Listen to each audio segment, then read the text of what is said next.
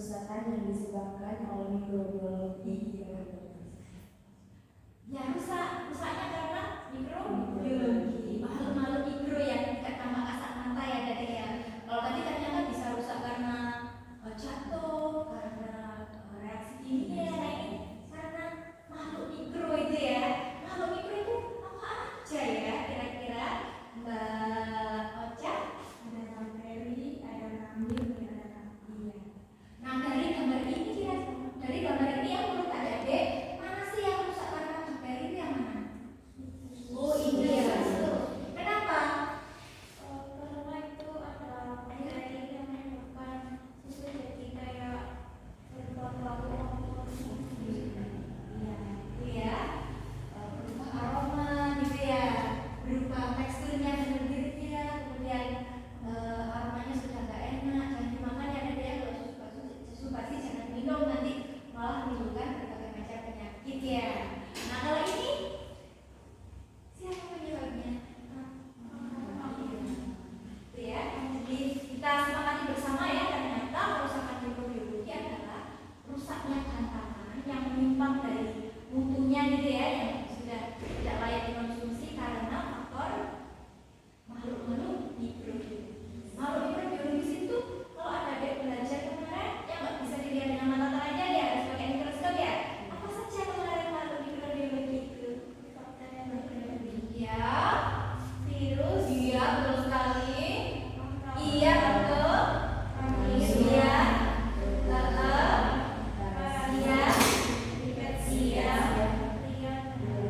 Apakah kesemuanya itu menyebabkan kerusakan pada bahan taman?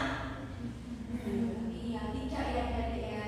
Yang menyebabkan hanya bakteri aja, yaitu bakteri, papan, dan kandung. Ini kita review kembali kemarin ya Adik ya, fisiologi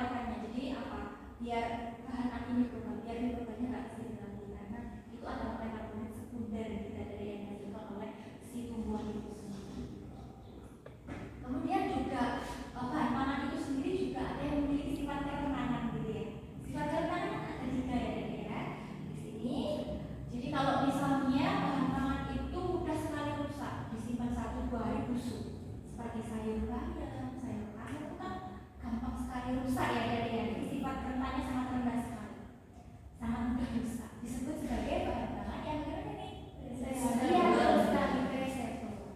Nah kemudian ada yang semi perisable. Ada yang mau artinya apa? Juga ada yang mau mengungkapkan pendapatnya. Kalau perisable kan udah bisa ya. Kalau semi bagaimana ini? Sedang ya, bahasanya sedang. Jadi hubungannya mingguan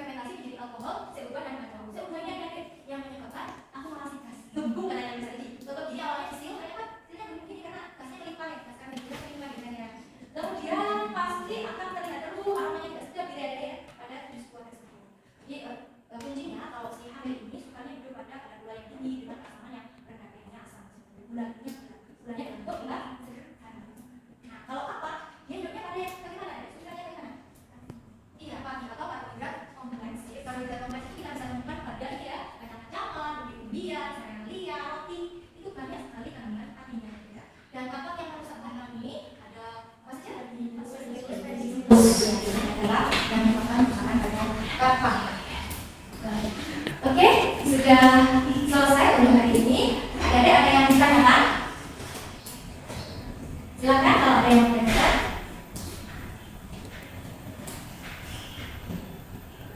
Oke, kalau ada pertanyaan, kita simpulkan ya pelajaran kuliah kita hari ini.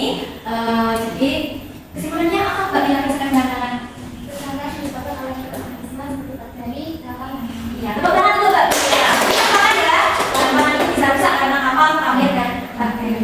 Kamu bisa sebutkan contoh-contoh dari kerusakan tangan. Pembusukan, terus berganti, warnanya pudar, rasanya berubah, berbau, Ya, dan yang robek. ya itu adalah perubahan yang terjadi ya Dede ya. Nah, Kak Silvi sekarang kerusakan yang terjadi pada kami disebabkan oleh bakteri apa saja? Ya. Terus ada Menobacter, Monarchella, terus Shewandella, Alkalidanis, Aeromonas, Escherichia coli, dan Enterobacter. Baiklah, itu kesimpulan kuliah kita hari ini. Tugas pelajar dari yang sudah disampaikan tadi, tugasnya ada tugas mandiri, yaitu meringkas jurnal. Tadi jurnalnya tentang penyebab kerusakan tangan itu apa ya, dan cara untuk menanganinya ya.